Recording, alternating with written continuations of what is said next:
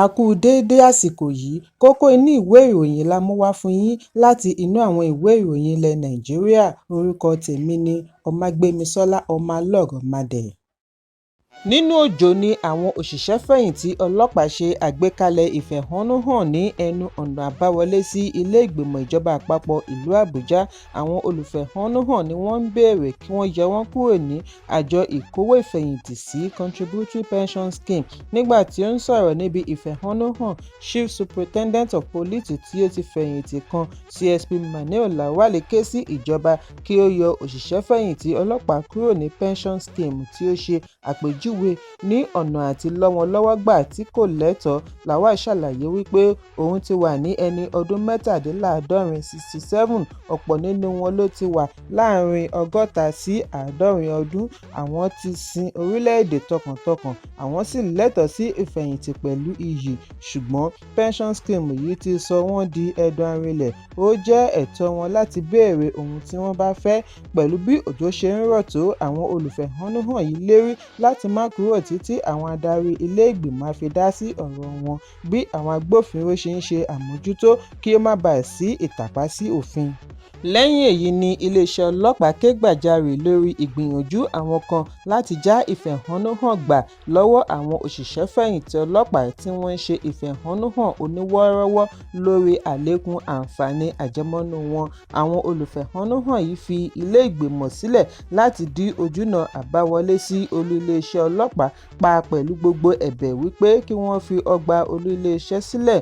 Nínú àfihàn òní lórí ẹ̀rọ abánidọ́rẹ̀ẹ́ X ní iléeṣẹ́ ọlọ́pàá ti ní àwọn kan ti fẹ́ gọ sí abẹ́ ìfẹ̀hónúhàn tó ń lọ lọ́wọ́ láti mú kí àwọn olùfẹ̀hónúhàn ṣe tako òfin kí èyí lè dá wàhálà sílẹ̀. Ọlọ́pàá ní bí ó tilẹ̀ jẹ́ wípé àwọn mọ rírì ìbéèrè àwọn òṣìṣẹ́-fẹ̀yìntì lọ́dọ̀ ìjọba, àwọn kan ti fẹ́ lo àǹfààní yìí fún ìmọ̀tara wọn àti fún ti àǹfààní òṣèlú. Bí wọ́n ti rọ gbogbo àwọn tí ọ̀rọ̀ kàn ní tòótọ́ kí wọ́n fi ààyè gba ìjíròrò yálà tí wọ́n fi ń wá ìkọlù. Iléeṣẹ́ ọlọ́pàá ní ọ̀gá ọlọ́pàá yányán Káyọ̀dé Ẹgbẹ́tókun ti fi èròǹgbà rẹ̀ hàn àti tìkálára rẹ̀ bá àwọn òṣìṣẹ́-fẹ̀yìntì sọ̀rọ̀ kí wọ́n ṣe sùúrù jẹ́ olùpamọ́ òfin, bí ó ti fi dá wọn lójú wípé ètò ti tò láti ní ìpàdé pẹ̀lú wọn ní Peacekeeping Hall tí ó wà ní olú iléeṣẹ́ ọlọ́pàá Àbújá. Ẹ̀kúnrẹ́rẹ́ ìròyìn yìí wà ní ìwé ìròyìn Punch tó jáde lónìí. Ilé-ẹjọ́ gíga kan tó fìkàlẹ̀ sí ìlú Àbújá ti kọ̀ jálẹ̀ láti gba ẹ̀bẹ̀ gómìnà àná fún ìpínlẹ̀ Kogi Yahaya Bello fún ìyọ̀ǹda ìwé ìrìnnà rẹ̀ láti rin ìrìnàjò lọ United Kingdom fún ètò ìlera. Níbi ìdájọ́ òní ni adájọ́ Emeka Nwite ti rí wípé ìwé àkọọ́lẹ̀ medical report tí wọ́n lẹ̀ mọ́ ìwé ìbéèrè Bello kò ní ìbọwọ́lù láti ọ̀dọ̀ ẹni kọ.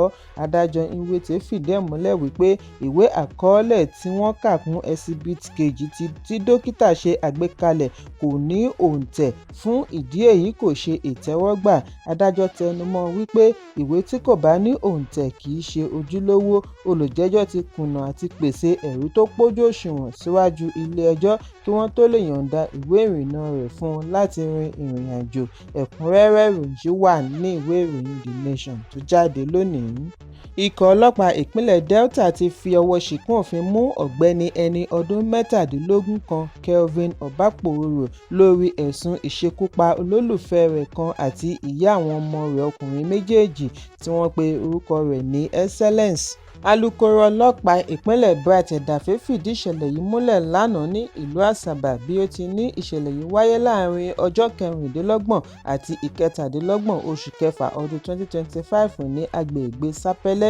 Gẹ́gẹ́ bí àlàyé Edafe, afurasí yìí kọ́kọ́ lọ fi ara ṣoko kí ọwọ́ tó bá a fi sí àhámọ́. Bí a kò bá gbàgbé wípé ìṣẹ̀lẹ̀ kan gba orí ẹ̀rọ ayélujára lórí ẹ̀sùn ìṣekúpa Excellence tí ọ̀rẹ́kùnrin rẹ̀ tí ó tún jẹ́ bàbá àwọn ọmọ rẹ̀ méjèèjì ṣekúpa.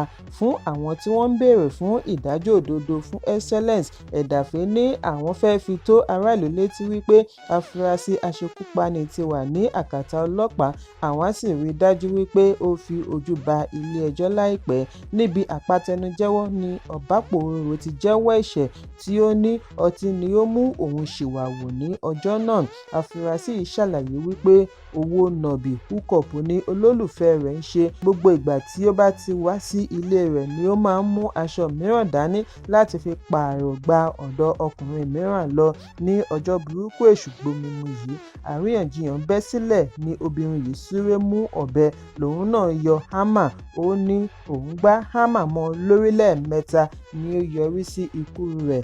Bẹ́ẹ̀ síwájú àkókò yìí ni òun ti mu 200 mg egbògi olóró tramadol.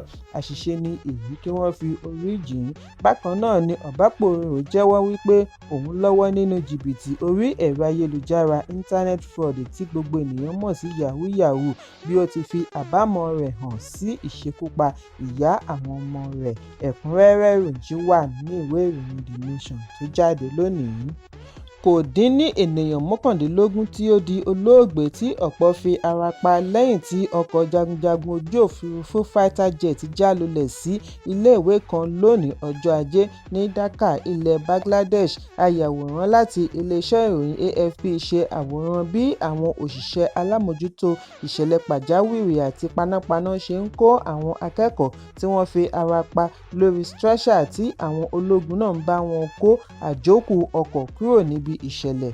Àtẹ̀jáde láti iléeṣẹ́ ológun ṣàlàyé wípé ènìyàn 19 títí kan awakọ̀ ni ó di olóògbé nígbà tí àwọn ogun fi ara pa yánnayànna. Kò dín ní ènìyàn 51 tí ọ̀pọ̀ wọn jẹ́ akẹ́kọ̀ọ́ tí wọ́n ń gba ìtọ́jú lọ́wọ́ ní Dhaka's National Burn and Plastic Surgery Institute. Gẹ́gẹ́ bí adarí ilé ìwòsàn Mohammed Nasir Uddin ṣe sọ fún iléeṣẹ́ ìròyìn AFP, ìjàmbá yìí wáyé ní déédéé aago kan tí wọ́n yọ̀ǹda àwọn akẹ́kọ̀ọ́ wọ̀nyí ní iléèwé Milestone School and College. Ẹnìkan tí ọ̀rọ̀ náà ṣojú rẹ̀ ní òun gbọ́ ìdúgbàmù ńlá tí ó jọ ti òmìmì ilẹ̀ earthquake. Olùkọ́ kan láti Junior School ní àwọn wà ní pápá ìṣeré iléèwé ni àwọn rí ọkọ̀ jagunjagun méjì. Lójijì ni ọ̀kan nínú ọkọ̀ yìí já lulẹ̀ tí ó sì gbiná.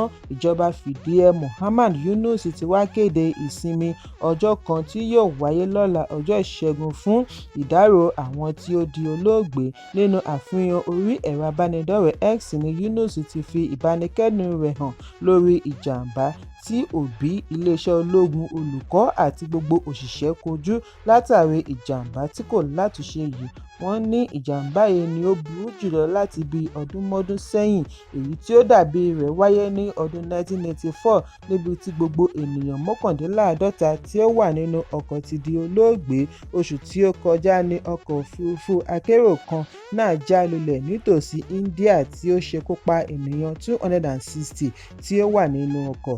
Ẹ̀kúnrẹ́rẹ́ ìròyìn wà nínú ìwé ìròyìn Punch tó jáde lónìí. Ìlúmọ̀ọ́ká ìràwọ̀ TikTok Elizabeth Amado tí gbogbo ènìyàn mọ̀ sí Jarvis ti ṣe àfihàn wípé ṣíṣe àgbékalẹ̀ content lórí ẹ̀rọ ayélujára kìí ṣe ojúlówó iṣẹ́ rẹ̀, àfikún lásán ni èyí side hustle. Níbi ìfọ̀rọ̀wánilẹ́nuwò tí ó wáyé láìpẹ́ pẹ̀lú atọ́kùn Ebuka Obi-Uchendu ni Jadolita ti ní òun gbájúmọ́ àti ṣe àgbékalẹ̀ àṣeyọrí okòòwò ńlá àti láti bá wọn kópa nínú sinimá ṣíṣe lórílẹ̀-èdè. Jarvis tí ó kàwé gboyè nínú iṣẹ́ ìṣirò accounting ní àkókò ìyanṣẹ́lódì ASUU strike ní ifásitì ni òun dábàá àti bẹ̀rẹ̀ AI. Bákan náà ni ó ṣe àfihàn àlá rere rẹ̀ fún àwọn ọ̀dọ́ láti ṣe àfihàn àlá rere wọn fún ọjọ́ ọ̀la nítorí kò rọrùn fún un rárá àti gòkè àgbà. Ẹ̀kúnrẹ́rẹ́ ìròyìn wà ní ìwé ìròyìn The Nation tó jáde lónìí. Kókó inú ìwé ìròyìn tòní kò ní jù báyìí lọ. Ẹ pàdé mi lọ́la fún àkọ́tún ìròyìn. Kí a tó lọ, ẹ má ṣaláì fi àkíyèsí yín ránṣẹ́ kí ẹ sì bá wa subscribe sójú náà wa lórí YouTube kí kókó inú ìwé ìròyìn lè máa tẹ̀ yín lọ́wọ́ ní kíákíá.